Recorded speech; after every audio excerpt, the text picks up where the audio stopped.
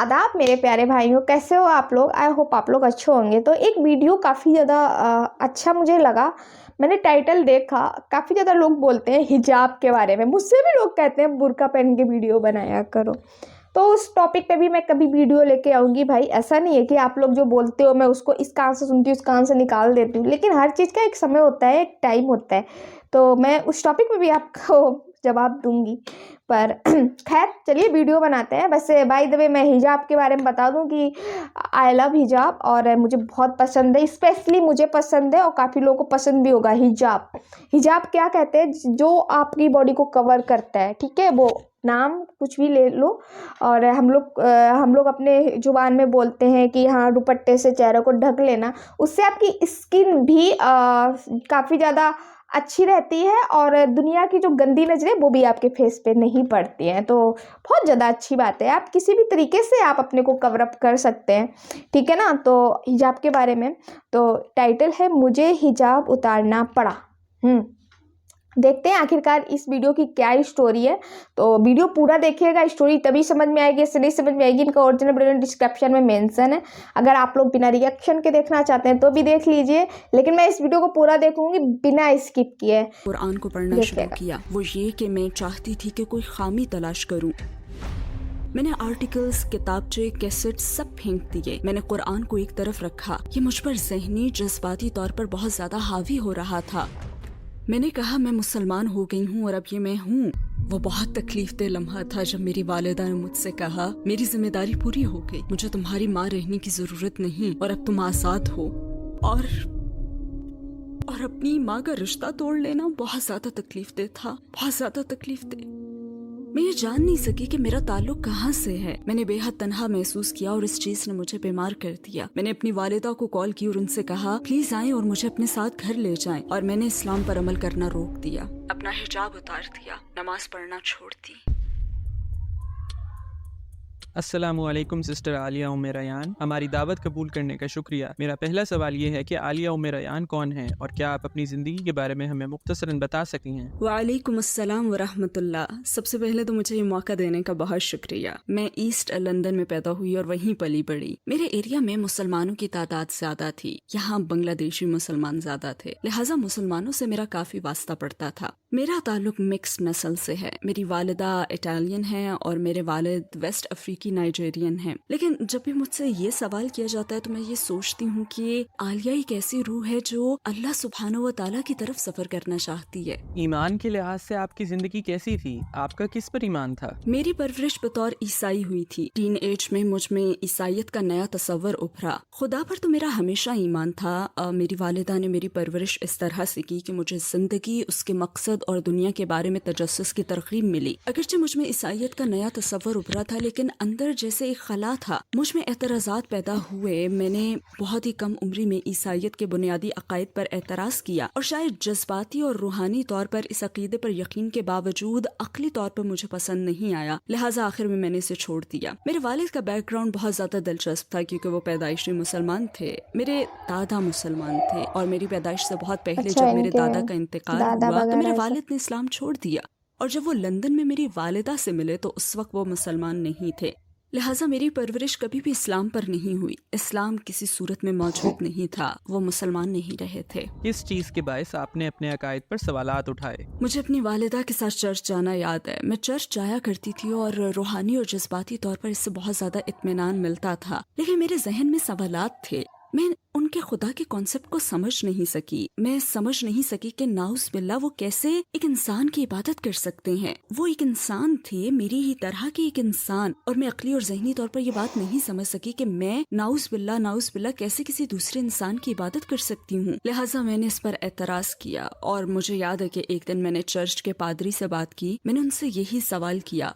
और उनका जवाब था बस ईमान रखो। और यही वो लम्हा था जब मैं जान गई कि ये मेरे लिए नहीं है। آپ نے پہلی مرتبہ اسلام کے متعلق کب سنا؟ میں اس سوال کا جواب دینے کے لیے آپ کو اپنے بچپن کے بالکل ابتدائی دنوں میں لے چلتی ہوں۔ میرے ایریا میں مسلمان زیادہ تھے، یہ بنگلہ دیشی ایریا بنگلہ تھا دیش میں اور میری مسلمان زیادہ رہائش کے سامنے اب میں فرسٹ فلور پر رہتی تھی۔ میری عمر تقریباً 8 سال تھی۔ میں لیونگ روم کی کھڑکی کے پاس جاتی اور کھڑکی کی دہلیز پر جھک جاتی تھی، جہاں سے مجھے اپنے گھر کے سامنے سڑک کا گراؤنڈ فلور نظر آتا تھا۔ وہاں عارضی طور پر بنائی گئی ایک مسجد تھی۔ اس وقت دراصل وہ ایک کنٹینر تھا، لیکن میں جہاں سے جھک کر دیکھتی تھی وہاں سے مجھے اس مسجد میں نماز کا ایریا نظر آتا تھا اور مجھے یہ بڑا دلکش لگتا تھا۔ میں انہیں اندر جاتے اور جھکتے اور سجدہ کرتے ہوئے دیکھتی تھی۔ بچپن میں مجھے یہ سب دیکھنا بہت اچھا لگتا تھا۔ میں یہ سب دیکھنے کے لیے دن میں چند بار دوڑ کر کھڑکی کے پاس جاتی۔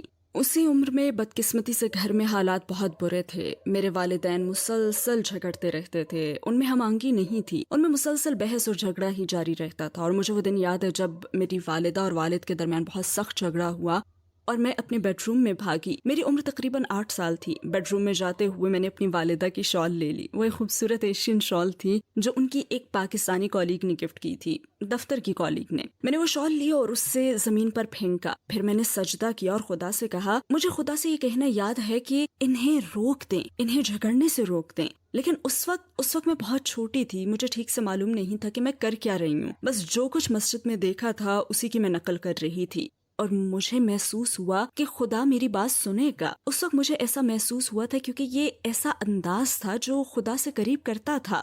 یہ اسلام کے حوالے سے یہ میرا سب سے پہلا تجربہ تھا۔ اور پھر 2 سال بعد ایک اور تجربہ ہوا۔ میں 10 سال کی تھی اور اسکول میں پڑھتی تھی۔ میں اسکول سے گھر آئی اور یہ خبر سنی کہ ہماری کلاس کا ایک بچہ جو اسکول سے چھٹی ہونے کے بعد اس وقت کافی مقبول کچھ پلینگ کارڈز خریدنے کے لیے سڑک پر دوڑ رہا تھا کہ ایک بڑے ٹرک نے اسے ٹکر مار دی اور وہ موقع پر ہی دم توڑ گیا۔ اسکول نے اس کے تمام کلاس فیلوز کو خط لکھا اور اس کے 2 دن بعد ہونے والے جنازے میں آنے کی دعوت دی۔ تب میں نے اپنی والدہ سے جانے کی ضد کی۔ اس کلاس میں ہم میں سے کچھ اسٹوڈنٹس غیر مسلم تھے۔ والدہ نے اجازت دے دی اور مجھے لیلا سے کہی ایک بات یاد ہے جو اس وقت میری بیسٹ فرینڈ تھی اور وہ صومالیہ سے تھی۔ میں نے کہا کیا مجھے اسکارف مل سکتا ہے؟ اور اس نے کہا ہاں، اور مجھے ایک اسکارف اس نے دے دیا۔ پھر مجھے ایسٹ لندن کی مسجد میں جانا یاد ہے۔ شاید میں جنازے میں موجود اکیلی غیر مسلمان بچی تھی۔ وہاں میں نے ظہر کی نماز پڑھی، پھر جنازے کی نماز پڑھی۔ مجھے ظہر کی نماز میں سجدہ کرنا اور خدا سے نزدیکی کا وہ احساس پانا یاد ہے جو 2 سال پہلے سجدہ کرتے ہوئے مجھ میں پیدا ہوا تھا، اور یہ اسلام کے حوالے سے میرا دوسرا تجربہ تھا۔ کس بات نے آپ کو اسلام سے قریب کرنا شروع کیا؟ گھر میں حالات بدتر ہو گئے، بلکہ بدترین۔ گھر میں بے پناہ ڈومیسٹک وائلنس تھا۔ میں اس کا جذباتی اور ذہنی اثر لے رہی تھی، اور سبحان اللہ پھر اللہ نے ایک بچی کو مجھ سے ملا دیا۔ وہ سیکنڈری اسکول میں میری کلاس فیلو تھی اور کلاس کی تمام مسلمان لڑکیوں میں سے صرف وہی اسلامی تعلیمات پر عمل کرتی تھی۔ باقی لڑکیاں بہت کلچرل تھیں، لیکن وہ اسلام پر بہت زیادہ عمل کرنے والی تھی، اور وہ بھی گھر میں میری طرح ہی کے تجربے سے گزر رہی تھی۔ لیکن اس کے والدین کے درمیان معاملہ میرے مقابلے میں کہیں زیادہ خراب تھا۔ اس کی والدہ سبحان اللہ گھریلو تشدد کا شکار تھی، انہیں روزانہ مارا جاتا تھا، اور اس کے باوجود وہ پرسکون تھی، وہ امن میں تھی۔ اور مجھے اس سے یہ کہنا یاد ہے کہ تمہارے گھر کے حالات مجھ سے کہیں زیادہ برے ہیں، میں ٹوٹ کر بکھر رہی ہوں لیکن تم سکون میں ہو، یہ سب کیسے ہے؟ تم یہ سب کیسے برداشت کر رہی ہو؟ کیونکہ میں تو اس کا بہت زیادہ اثر لے رہی ہوں۔ تب اس نے کہا تھا کہ یہ میرا ایمان ہے جو مجھے اس پریشانی سے نکالتا ہے۔ تب ظاہر ہے میں مسلمانوں کو جانتی اور سمجھتی تھی، لیکن یہ احساس بھی تھا کہ اسلام بہت بیکورڈ مذہب ہے، اور مجھے اپنی اس فرینڈ سے بہت زیادہ لگاؤ ہو گیا تھا۔ ہم بہت ہی گہری سہیلیاں بن گئی، حالانکہ ہم بالکل مختلف تھیں۔ مطلب میں بہت خود سر اور کریزی تھی، اور لوگوں میں مقبول، اور وہ ماشاءاللہ ایک عملی مسلمان تھی۔ پھر بھی ہم بہت گہری فرینڈز بن گئیں۔ پھر میں نے اسلام پر غور کرنا شروع کر دیا، آرٹیکلز پڑھنا شروع کیے۔ اس وقت ٹیپ والی کیسٹس چلتی تھیں۔ میں نے قرآن کو پڑھنا شروع کیا صرف ایک گستاخانہ وجہ سے، وہ یہ کہ میں چاہتی تھی کہ اسے بچانے کے لیے اس عقیدے میں کوئی خامی تلاش کروں، کیونکہ میں سمجھتی تھی کہ حجاب غلط ہے۔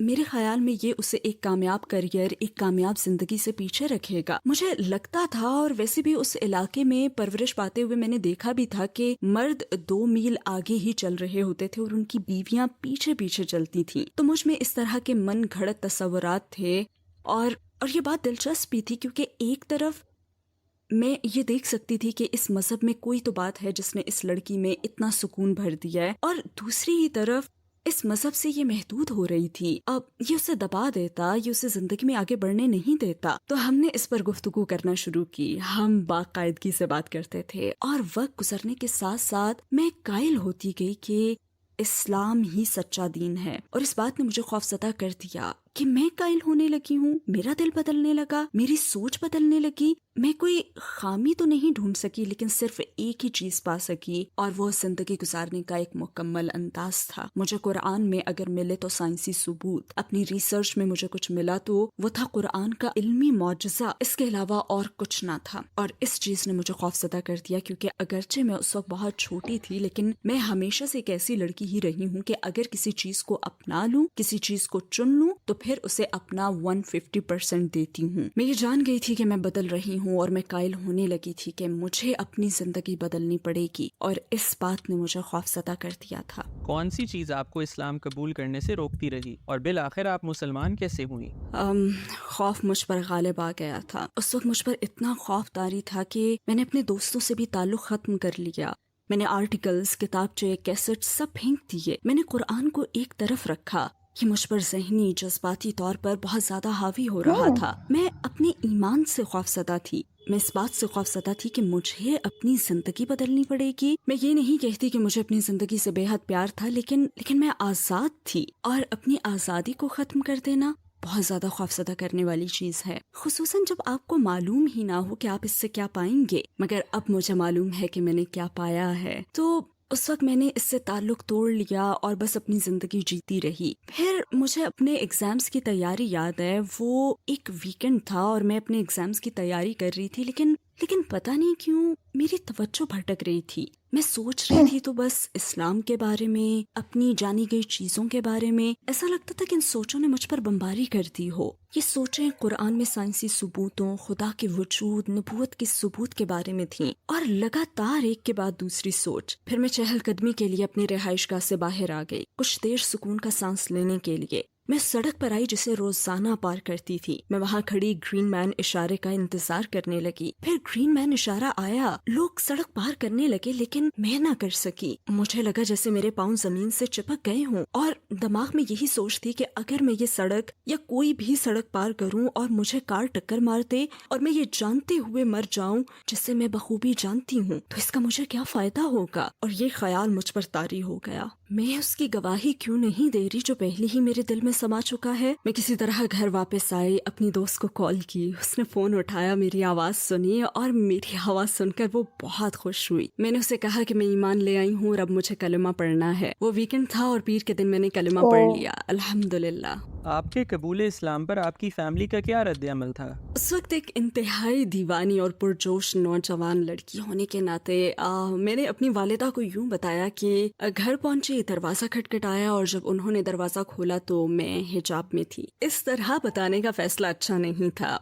بس یہی کہوں گی کہ یہ فیصلہ اچھا نہیں تھا. انہوں نے کنفیوز ہو کر مجھے دیکھا اور میں نے کہا ہاں میں مسلمان ہو گئی ہوں اور اب یہ میں ہوں. انہوں نے سوچا کہ یہ وقتی ابال ہے، الحمدللہ، اور اس وقتی ابال کو اب 24 سال ہو چکے ہیں الحمدللہ. اور اس کے بعد حالات بہت زیادہ مشکل رہے. میں نے فیملی کھو دی، دوست کھو دیے. میں اتنی کم عمری میں بالکل تنہا رہ گئی. مسلمان ہونے کے بعد شروع کے چند سال بہت مشکل تھے. مسلمان ہونے کے بعد آپ کو کون سے بڑے چیلنج کا سامنا ہوا؟ میری اپنی والدہ کے ساتھ تعلق ختم ہو گیا تھا. اس دوران کافی سارے واقعات ہوئے تھے. انہوں نے کسی اور سے شادی کر لی تھی اور وہ شخص اسلام سے نفرت کرتا تھا. وہ میرے خلاف ہو گیا اور مجھے یاد ہے 17 سال کی عمر میں وہ بہت تکلیف دہ لمحہ تھا جب میری والدہ نے مجھ سے کہا، میں 17 سال کی تھی، انہوں نے مجھے دیکھ کر کہا میری ذمہ داری پوری ہو گئی، مجھے تمہاری ماں رہنے کی ضرورت نہیں اور اب تم آزاد ہو. وہ انتہائی مشکل وقت تھا. اس عمر میں آپ کو فیملی کی ضرورت ہوتی ہے اور اپنی ہی ماں کا رشتہ توڑ لینا بہت زیادہ تکلیف دہ تھا، بہت زیادہ تکلیف دہ.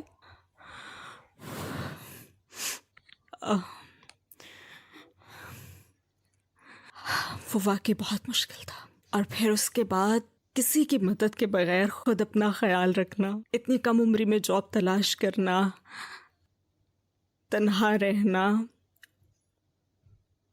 اور اس وقت میں ایسی بے شمار دوسری مشکلات سے میں گزری جو بالکل ذاتی نوعیت کی تھیں، اور فیملی کی سپورٹ کے بغیر یہ سب انتہائی مشکل تھا۔ ہوتا ہے میں بہن۔ تنہا جی رہی تھی۔ میں نے ایک مخصوص گروپ کے ذریعے اسلام قبول کیا تھا، ایک اسلامی گروپ کے ذریعے، جسے بعد میں نے چھوڑ دیا، اور پھر میں بالآخر دوسری انتہا پر چلی گئی۔ یوں ایک انتہا سے دوسری انتہا پر جاتی رہی۔ اگرچہ یہ سب کچھ میری فیملی کے ساتھ ہو رہا تھا، لیکن میں نہ جان سکی کہ میرا تعلق کہاں سے ہے، اور میں نئی بھی تھی۔ مذہب کی منتقلی، شناخت کے مسائل جن سے آپ بطور نو مسلم گزرتے ہیں، تو مجھے اپنی فیملی نے قبول نہیں کیا۔ بس ایک اسلامی گروپ سے دوسرے اسلامی گروپ میں گئی، دونوں طرح کی انتہاؤں کے درمیان ڈولتی رہی، لیکن میں یہ نہیں جان سکی کہ میرا تعلق کہاں صحیح سے بات۔ ہے۔ میں بے پناہ تنہائی کا شکار تھی، اور اس نے مجھے بیمار کر دیا۔ پھر میں نے ہسپتال سے اپنی والدہ کو کال کی اور ان سے کہا کہ پلیز آئیں اور مجھے اپنے ساتھ گھر لے جائیں۔ میں نے اسلام پر عمل کرنا بھی روک دیا، اپنا حجاب اتار دیا، نماز پڑھنا چھوڑ دی۔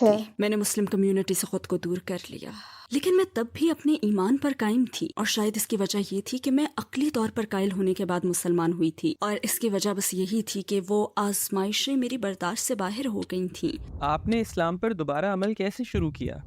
السلام علیکم بھائی اور بہنوں، ہمیں اندازہ ہے کہ اس ویڈیو سمیت ہمارے 80% ناظرین ہمارے چینل پر سبسکرائب نہیں ہیں۔ جیسا کہ آپ جانتے ہیں، ہم ایک فلاحی تنظیم ہیں اور ہماری ویڈیوز پر اشتہارات غیر فعال ہیں۔ ٹورڈز اٹرنیٹی صرف ایک یوٹیوب چینل ہی نہیں بلکہ ایک مدرسہ بھی ہے۔ یہاں ہم خود کو اور نوجوانوں کو اسلامی تعلیم سے آراستہ کرنے کی کوشش کرتے ہیں، لہٰذا ہمارے اس مطالبے کا واحد مقصد حق کو پھیلانا ہے۔ ہو سکتا ہے یہ بظاہر ایک چھوٹا سا عمل لگے، لیکن انشاءاللہ یہ ہمیں لاکھوں لوگوں تک پہنچنے میں مدد دے گا۔ آئیے اب لائک اور سبسکرائب کے بٹنز پر کلک کریں اور ساتھ مل کر ٹورڈز اٹرنیٹی کا سفر کریں۔ آپ نے اسلام پر دوبارہ عمل کیسے شروع کیا؟ مجھے بالآخر جاب مل گئی اور دوبارہ گھر چھوڑ دیا۔ میں اپنی زندگی کے دن رات گزارتی رہی، آخر میں آزاد تھی۔ مجھے ان تمام مسائل سے نہیں نمٹنا پڑا جن کا مجھے بطور نو مسلم سامنا تھا، لیکن جیسے مجھ میں ایک خلا تھا، ایک خالی پن تھا، اور ہمیشہ ایسے لگتا تھا جیسے کسی چیز کی کمی ہے۔ اور پھر اسی طرح میں نے 2 سال گزار دیے، مگر پھر یہ خالی پن حد سے بڑھ گیا، اور مجھے اس کی وجہ معلوم تھی، کیونکہ میں ایسی زندگی گزار رہی تھی جو میرے ایمان سے ہم آہنگ نہیں تھی۔ لہٰذا میں نے آہستہ آہستہ اسلام کی طرف واپس آنا شروع کیا، اور مجھے یاد ہے لوگ کہتے ہیں کہ کلمہ پڑھنا ان کی زندگی کا سب سے خوبصورت لمحہ تھا، لیکن اللہ سے دوبارہ رشتہ جوڑنا اور اسلام کی طرف دوبارہ آنا کسی گروپ کے دباؤ کے بغیر یا کسی کے یہ کہے بغیر کہ تمہیں یہ سب کرنا پڑے گا، یہ حلال ہے، یہ حرام ہے، تم یہ کام غلط کر رہی ہو، نہیں، فطری طور پر اسلام کی طرف پلٹنا، اپنے اور اپنے رب کے درمیان دوبارہ سے سفر طے کرنا، یہ واقعی خوبصورت انتہائی میٹھا احساس تھا۔ مجھے یاد ہے کہ میں ہر روز قرآن کا ایک صفحہ انگلش میں پڑھتی تھی۔ میں نے اپنے بالوں کا افریقی سٹائل میں باندھنا شروع کر دیا، اور ظاہر ہے کہ اس کا اختتام حجاب پہننے پر ہوا۔ میں نے دوبارہ سے نماز پڑھنا شروع کی، میں دوبارہ اسلام کی طرف لوٹ آئی، میں نے دوبارہ اسلام کی تعلیمات پر عمل شروع کر دیا، اور الحمدللہ یہ خوبصورت اور میٹھا لمحہ تھا، کیونکہ یہ میرے اور میرے رب کے درمیان تھا، میرے اور میرے خدا کے درمیان۔ تو آپ کی والدہ کے ساتھ تعلق پر اس کا کیا اثر پڑا؟ دراصل میری والدہ نے خلا لے لی، جو کہ ایک بہترین فیصلہ تھا۔ وہ نئی زندگی کی طرف آنا شروع ہوئیں، اور شاید وہ اب بھی اسی مرحلے میں ہیں۔ ہم نے اپنا تعلق دوبارہ جوڑنا شروع کیا، اور میرے خیال میں دونوں کو ہی اس کے لیے بہت محنت کرنی پڑی۔ اور پھر 2015 میں انہوں نے اسلام کے بارے میں سوالات پوچھنا شروع کیے۔ میں اس وقت پردیس میں رہ رہی تھی، میں نارتھ افریقہ میں تھی اس وقت۔ انہوں نے یہ سفر شروع کیا اور ہر طرح کے سوالات پوچھے، اور پھر 2015 میں انہوں نے کہا کہ وہ مسلمان ہونا چاہتی ہیں۔ اور یہ وقت تھا جب میری والدہ مطالعے کی بہت زیادہ شوقین تھی، یوں سمجھیں وہ کتابی کیڑا تھیں۔ تاریخ اور خصوصاً اسلامی تاریخ سے انہیں عشق تھا، اور بالآخر ان میں اس حوالے سے مزید جاننے کا تجسس پیدا ہو گیا تھا۔ تو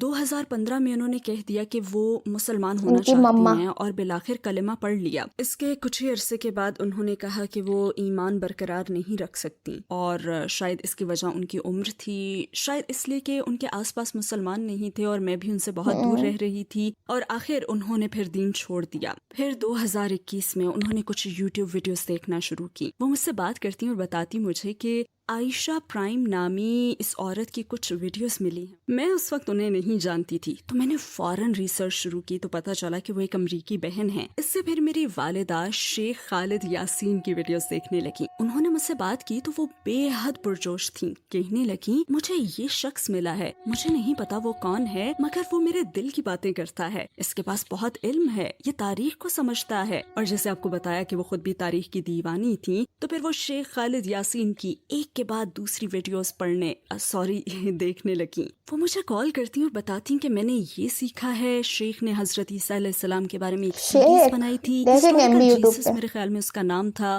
وہ انہیں انتہائی دلچسپ لگی اور وہ مسلسل ان کی ویڈیوز دیکھتی رہتی اور مجھے بتاتی اور میں کچھ نہ کہتی. میں نے سوچا کہ پتہ نہیں یہاں کیا ہو رہا ہے, لیکن کچھ بدل رہا ہے. میں بس سوالات کے جوابات دے دیتی, میں اپنی رائے نہیں دیتی تھی, میں بس انہیں اپنے پاس آنے دیتی. وہ کہا کرتی کہ یہ شخص کمال کا ہے, لہٰذا میں نے ان کی تلاش کی ذمہ داری لی اور ایک پیغام بھیجا اپنے جاننے والوں کے نام, ایک پیغام جس میں لکھا کہ کیا کسی کے پاس خالد یاسین سے رابطے کی تفصیلات ہیں, اور کسی نے مجھے ان کے فیس بک پیج کا ایڈریس دیا جہاں ان کا نمبر اور ای میل ایڈریس موجود ہے. میں نے انہیں ای میل کی اور انہیں پورا معاملہ بتایا اور انہیں بتایا کہ میری والدہ نے آپ کی ویڈیوز دیکھی ہیں, ان کا ماضی یہ ہے, ہمارے ساتھ یہ سب ہوا ہے, میں نو مسلم ہوں. اور میں نے انہیں اپنی پوری کہانی سنائی اور کہا کہ میں جانتی ہوں کہ آپ بہت زیادہ مصروف ہوں گے, لیکن کیا کسی طرح سے یہ ممکن ہے کہ آپ میری والدہ سے بات کر سکیں. اور میں نے ای میل بھیج دی. چونکہ خالد یاسین ایک مصروف آدمی ہے, اس لیے میرا خیال تھا کہ میری ای میل شاید ان کے ان باکس میں نہیں جائے گی, بلکہ ہو سکتا ہے کہ ان کے اسپیم یا جنک میں چلی جائے. لیکن 20 منٹ بعد انہوں نے مجھے ای میل کا جواب دے دیا اور کہا کہ یہ ان کے لیے ایک احساس ہوگا, چلیں بات کرتے ہیں. تو ہم نے بات کی اور میں نے انہیں کہانی سنائی. میں نے انہیں اپنی والدہ کے بارے میں بتایا, میں نے انہیں ہر وہ بات بتائی جس سے وہ گزر رہی تھیں. میں نے انہیں ان کی نئی طرح کی دریافت کے بارے میں بتایا اور ان سوالات کے بارے میں بھی جو وہ پوچھتی رہی تھیں, اور وہ چیزیں جو وہ مجھے بتاتی تھیں. انہیں حضور صلی اللہ علیہ وسلم سے محبت ہو گئی تھی, انہیں چیزیں سمجھ آ رہی تھیں, ہم آہنگ ہو رہی تھیں, وہ پہلے جیسی نہیں رہی تھیں, بلکہ وہ واقعی اسلام پر یقین رکھتی تھیں. اور شیخ نے مجھ سے ایک سوال پوچھا. انہوں نے کہا کہ آپ کی والدہ کا کیا نام ہے؟ میں نے جواب دیا میری والدہ کا اٹالین نیم جوزفینا ہے, لیکن یورپی انداز میں یہ جوزفین ہے. انہوں نے کہا میری والدہ کا نام بھی جوزفین ہے. ان کی عمر 90 سال سے زیادہ ہے اور وہ انتقال کے قریب ہیں. انہوں نے مجھ سے کہا کہ آپ کی والدہ جوزفین ایمانی سفر پر ہیں اور میری والدہ میری جوزفین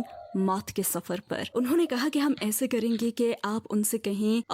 میں نے سوچا کہ میں ان کی آپ سے کیسے بات کرواؤں. میں چاہتی تھی کہ وہ خود بات کریں, لیکن انہوں نے مجھ سے کہا کہ اگرچہ وہ میری ویڈیوز پسند کرتی ہیں, لیکن ہو سکتا ہے کہ وہ مجھ سے بات نہ کرنا چاہیں. بس انہیں کہہ دیں کہ کوئی آپ سے آپ کی ریسرچ, آپ کی اسلامی ریسرچ کے سفر کے بارے میں بات کرنا چاہتا ہے, لیکن انہیں یہ نہ بتائیں کہ یہ میں ہوں اور اس کے بعد میں سنبھال لوں گا. تو میں ان کے پاس گئی اور کہا کہ ایک شخص ہیں جو ریسرچر ہیں, وہ بس آپ سے کچھ سوالات پوچھنا چاہتے ہیں, کیا آپ انہیں جواب دینا چاہیں گی؟ انہوں نے کہا ہاں کیوں نہیں. میں نے ان سے کہا ویسے امی میری ان سے بات چیت کے دوران انہوں نے مجھے عربی میں آپ کے نام کا مطلب بتایا. انہوں نے جواب دیا نہیں. میں نے کہا کیوں؟ انہوں نے بتایا کہ آج صبح ہی میری اپنی کالیگ سے بات ہو رہی تھی جو عبرانی ہے اور عربی پڑھ رہا ہے. میں نے اس سے کہا کیا تمہیں میرے نام کا عربی مطلب پتا ہے؟ تو اس نے کہا کہ میں بتاؤں گا. اور تم کہہ رہی ہو کہ وہ مطلب بتا رہا تھا؟ کہنے لگی کہ نہیں یہ ہو ہی نہیں سکتا. خیر پھر ان کی بات چیت ہوئی. میں زوم میٹنگ میں ہی تھی اور میں نے اسے ریکارڈ کر لیا تھا.